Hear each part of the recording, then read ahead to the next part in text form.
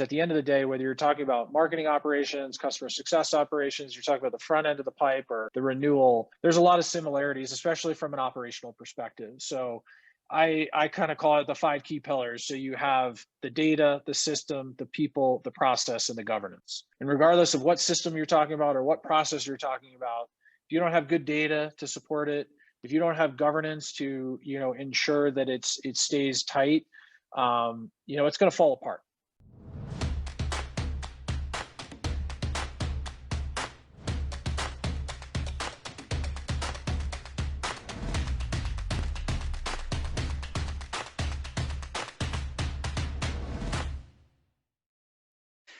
Ops is interesting, right? Because it's filled with really different types of people. That's why I like talking to them.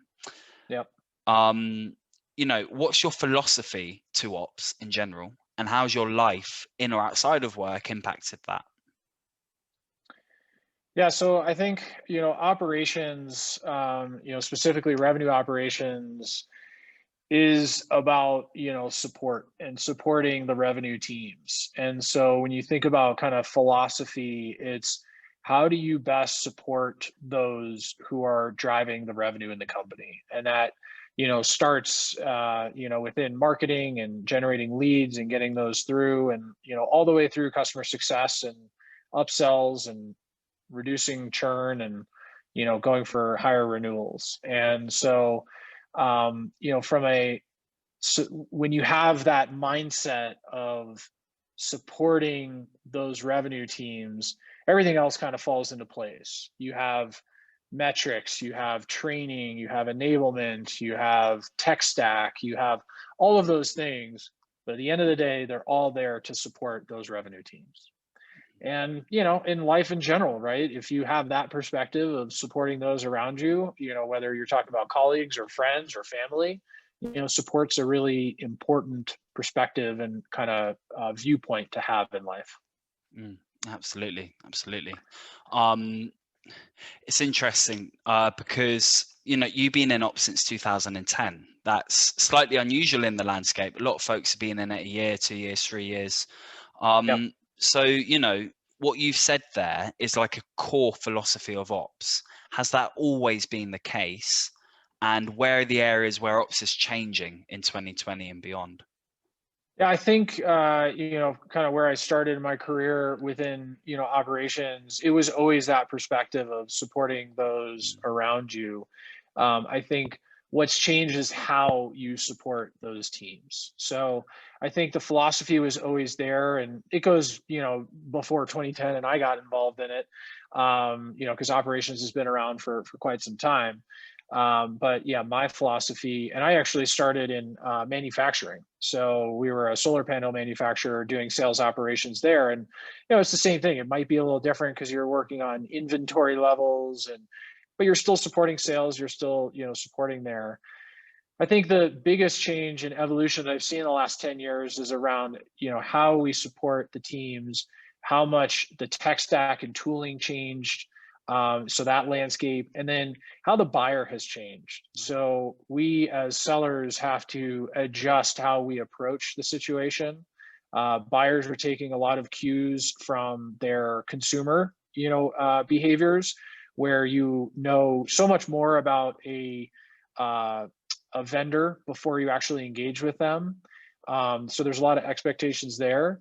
And then in B2B SaaS selling, it's the buying group has emerged as well. You're not selling a widget to a person, you're selling a complex software to a group of people.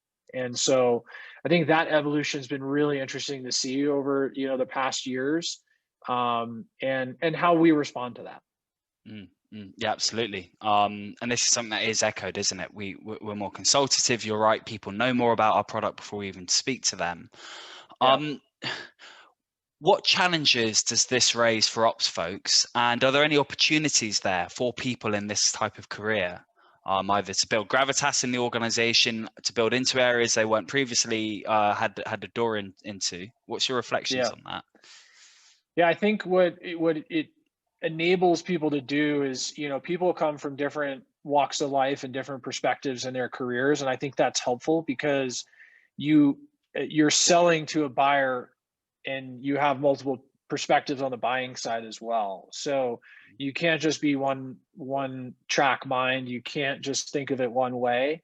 And so you need to align internally, and that's where the rise of revenue operations has come from. Is you can't think of it as marketing ops, sales ops, and customer success ops in silos, and I do it my way, and everything else. It's we need to come together. We need to communicate together. We need to build the team together so that there's a logical flow for the buying process for the buyer, and that's really key. I think at the end of the day, when you're thinking about the evolution and how people can respond to that, and also how people can get into operations. You could be an Excel jockey and be very analytical, and then start to learn about how to sell and how to tech stack and things like that. And then you could be someone who's sold and carried a bag, and then go, oh, that you can take that experience and now apply it to enabling and training and supporting that sales team, because you have that perspective. So I think that's what's really fun about revenue operations in general is kind of the world is your oyster at the end of the day. You can make the opportunities if you want them to be there. Yeah, absolutely. And you're right, it is logical why this is happening, right? Like when you think about why RevOps is needed and why we need alignment, it all makes sense. But on the flip side, sometimes I think that creates complexity for the people in ops. I mean, suddenly we're having to think beyond sales. I don't know anything about customer success, or I don't know anything about marketing, and suddenly I'm having to work with all these folks. So how have you grown with that complexity? How do you advise other people to navigate that kind of increasingly challenging landscape in some ways? Yeah, so great question. I think what it boils down to is looking at the similarities and focusing on that, because at the end of the day, whether you're talking about marketing operations, customer success operations, you're talking about the front end of the pipe or the renewal, there's a lot of similarities, especially from an operational perspective. So I kind of call it the 5 key pillars. So you have the data, the system, the people, the process, and the governance. And regardless of what system you're talking about or what process you're talking about, if you don't have good data to support it, if you don't have governance to ensure that it stays tight, it's going to fall apart. And so I focus on the similarities and then apply those kind of frameworks and foundations to new processes. So if all of a sudden you're in an organization where there's a indirect sales channel, a partner channel, well, whether you've done that before or not, at the end of the day, you can apply those 5 key pillars to your partner channel. It's just another stream. You might be used to outbound sales and inbound marketing. Well, now you just have a third channel, and that's how you can grow and learn. And you just have to be a student of the game. It's just like a sales rep who's always learning and training and coaching and trying to perfect their craft. That's where conversation intelligence comes in and all these tools to help enable sales reps to be better. The same needs to be done, when you're in an operations role. You need to be seeing what other people are doing. You need to be, reviewing how you're operating. You need to make sure you've got the right people in the right place, and always learning and evolving and improving along the way. Yeah, for sure, for sure. Now you said something there which is a really great point. And that's talking about the data and how that builds actually the communication, as a structure and as a backbone. Now, I'd imagine, not that I've done this, but I'd imagine that if you went into a company where people are more siloed, not only that data might be all over the place, but how people view data is different, how they interpret data is different, the types of data people are looking at, they're all different. How do you go about getting people on the same page so that we have a constant flow from start to finish in the funnel? Yeah, I think it's important to develop the relationship and develop trust. And to do that, sometimes you have to do things where, it's team building, it's, getting to know each other, it's, having some fun together and, build those relationships, because when the going gets tough, that's what you fall back on. So, I've joined a new company and, we did some icebreakers, we've done some fun things, we've done team meetings where we didn't talk about business, we just talked about, personal stuff. And, that I think allows people to understand your perspective a little bit more and where you're coming from, especially in a multicultural environment where people are spread throughout the world and they just have different perspectives on life. And I think that's what makes it interesting. So, communication is key though. So to build the relationship, and again, we could be talking about, your relationship with your significant other or your colleague. At the end of the day, communication is key. And, there's different forms of communication. So, there's nonverbal, how do you interact with people? There's verbal, there's text, there's Slack, there's plenty of communication channels. And then there's the metrics, there's the data, that's a form of communication. And in order to be aligned and going in the same direction, you need to be working from the same playbook. So when you think about the flow of the customer journey and you think about the data that's created in each phase and the conversion rates and the volumes and all the different dimensions you can slice and dice data on, it kind of forms a logical flow, when you think about that customer life cycle and the flywheel and, kind of how a customer kind of comes, hopefully, right?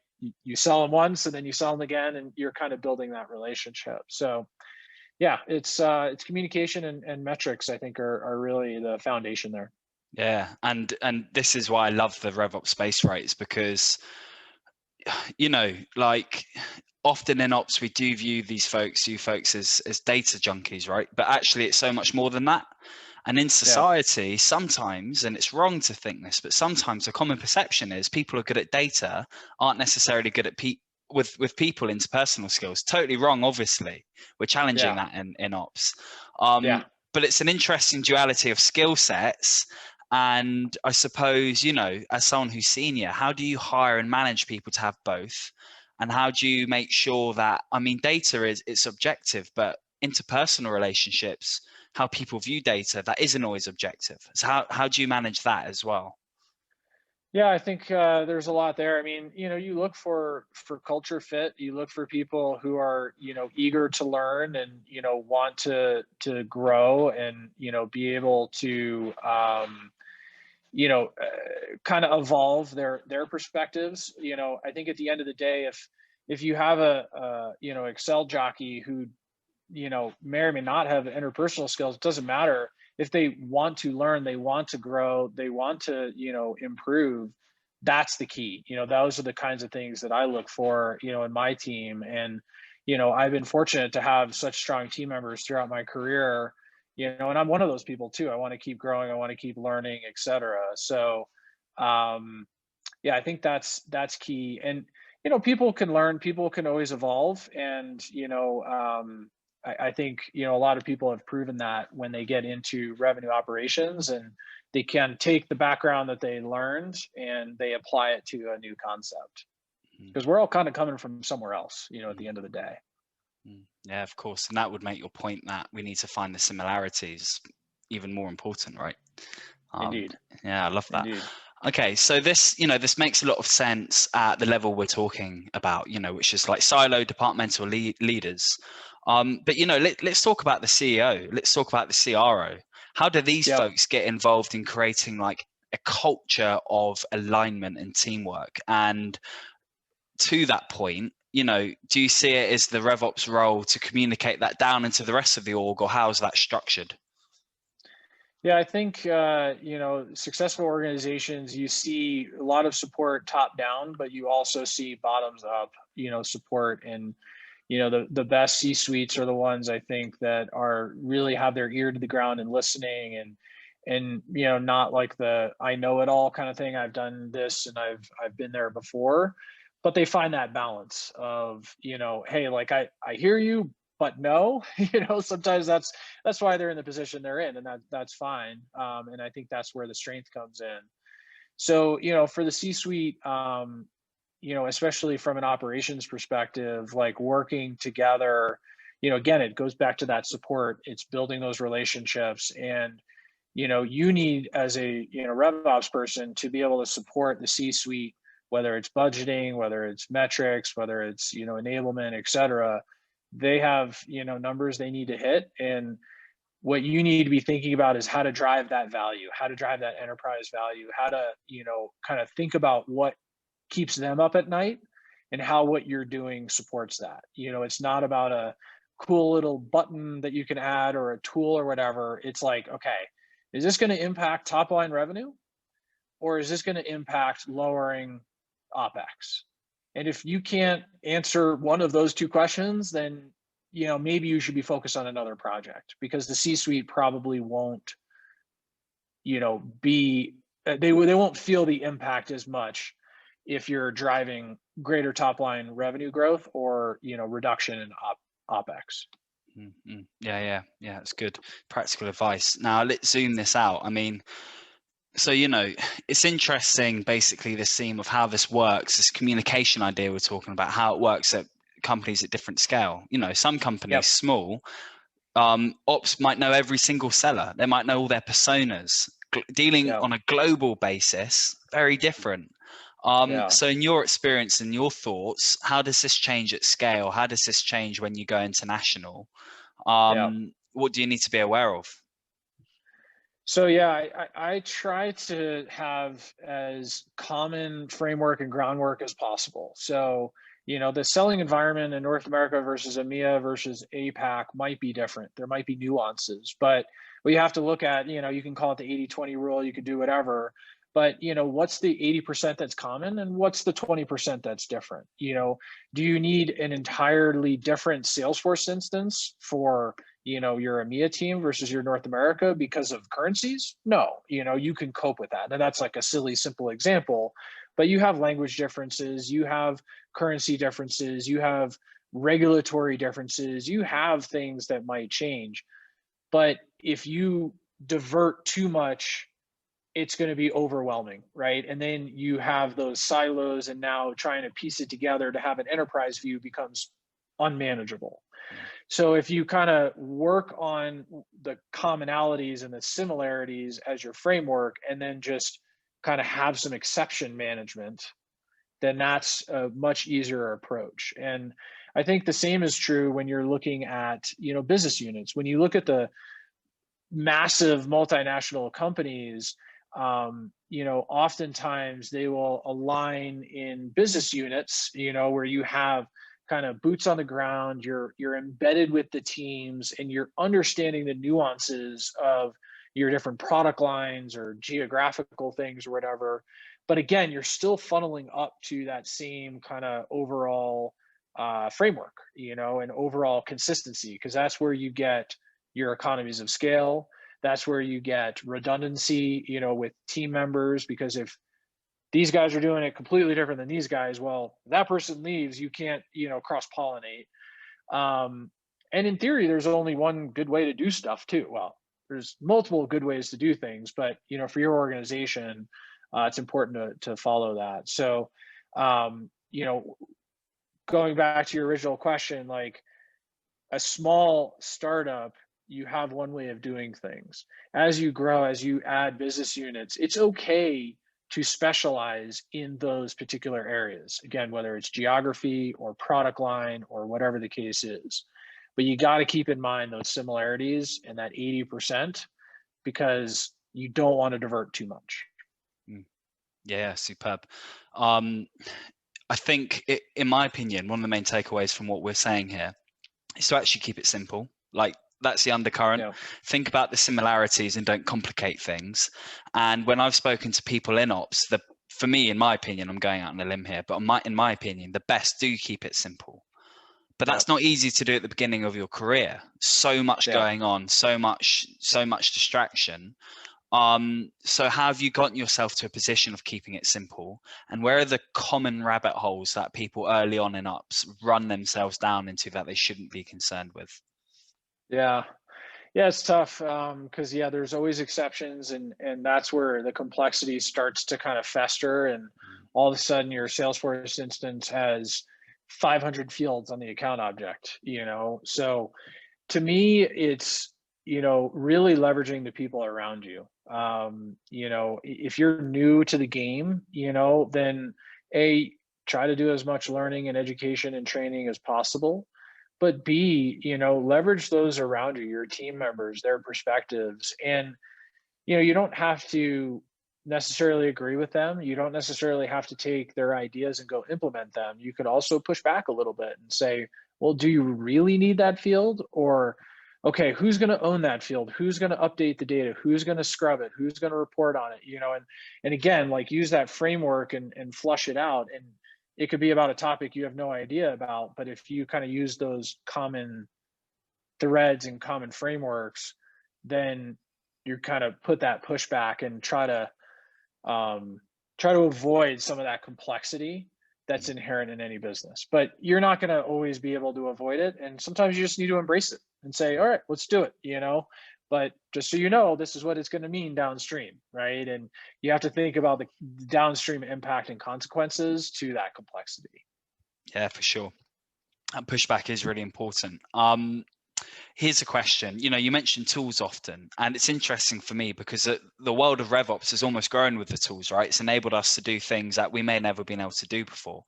So, like, what are your core tools that you rely on? And another question jammed into this: what are the core competencies we need in ops that tools just can't provide us? Like, what would a ops person have to be able to do if they were given a role with no tech stack? Yeah. I think, tech stack is only as good as your implementation and your inputs into it. So tools will amplify an efficient process, but likewise, they will amplify inefficient processes. So, you can't look to a tool to be your savior. You need to have things dialed and, under control before you put them in a tool. Otherwise, it's going to get out of hand really quickly. But as far as which tools are formative, I think obviously CRM. So that's the backbone for a lot of operations and a lot of companies. You have tools like CPQ, so configure, price, quote. You have tools like CLM, contract lifecycle management.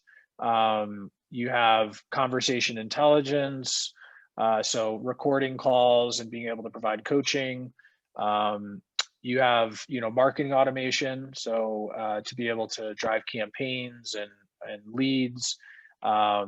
You have, the sales cadences. So kind of sales automation for reach outs and, for BDRs to be able to communicate at scale. The list goes on and on. I think right now we're up at within a revenue operations team, about 40 different tools, customer success tools, right? To be able to drive at scale there. So the tech stack is ever growing, but the one thing I continue to learn is, like, you need to understand the people, the process, the data, and the governance before you go for the system, right? So those 5 pillars, the system is actually like the last thing you do. If you have the other 4 pillars in place, then that's when it's time to go for your system. Yeah, makes sense. It's like a bad process would just be made a bad automated process by a good tool. It won't necessarily help. Exactly. Yeah, there's some famous people who have had really good quotes that are probably more articulate than I can say it in, but that's essentially the gist. Yeah, no, I love that.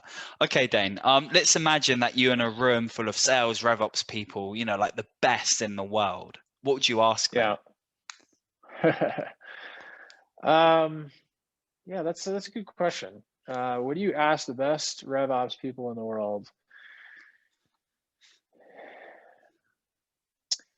I would think it's, something along the lines of kind of, what is kind of the one thing that you've implemented or seen or changed or done that's had the biggest impact? And impact, again, is that it either increased revenue or it decreased OpEx. You're able to do more with less, or you're able to drive more. And I would think that there would be a lot of different responses to that, because it could be that, they were able to, drive more leads because of a marketing automation thing, or they were able to, provide better visibility to sales leadership through reports and dashboards, or, forecasting, or, there's so many different ways that people can take that question. I think that could be really interesting to as a way for me, to learn and apply to my own, position at my company. Yeah, makes sense. And you're right, people are involved in different projects, different ideas. Absolutely. Yeah, Yeah. awesome. You know, like, um, what would be kind of your own project that you're trying to drill into right now?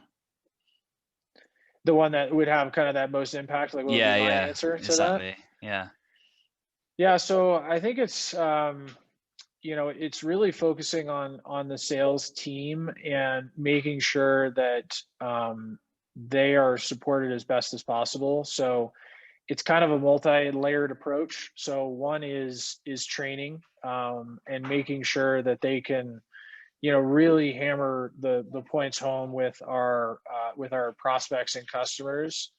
Um, and I think it's also just aligning the teams to ensure that there are no silos and that we are working together. We're working from the same playbook. We have the same definitions, and there's again that communication. So I think that's a place to start. You know, because if your sales team is feels like they're really supported and sales managers feel like they're supported, I think, that goes a long way to driving that performance and really improving top line revenue. yeah, I love that because it circles back to the whole point of ops, what we said at the beginning, which is a supportive Yeah, role. Yeah, it makes a lot of sense. exactly. So it's Yeah, like, how do you best support them? And yeah, it's tough because, people in different roles need different support too. So if you think about kind of my revenue operations team, I mean, it's I think 8 different teams, 8 different roles. So you have BDRs, AEs, SEs, SAMs, onboarding, support, CSM, and partner. Like that's 8 different teams, and they all have different, motivations. They all have different needs. They all have different wants. They all have different problems. And again, you have to kind of prioritize. You have to figure out, the flow, and one thing leads to another, and I think that's important to kind of consider is, who's going to have the most mm, impact, and go after that first, and then kind of work from there, because you can't do everything, day one, week one, month one, year one, mm, right? mm. I kind of have like a more of like a 2-year vision of, it's going to take me 2 years to do all the things I already know need to get done today, which Yeah, is kind of wild, but it's also it's fun. It's good yeah. to have that like long-term perspective. Yeah, for sure. Absolutely. Well, Dane, I'll talk you through next steps in just a second, but that was a phenomenal interview. Like I said, I liked the simplicity because people often miss it. To say Yeah. something is a simple approach is not to say that it's the easy approach.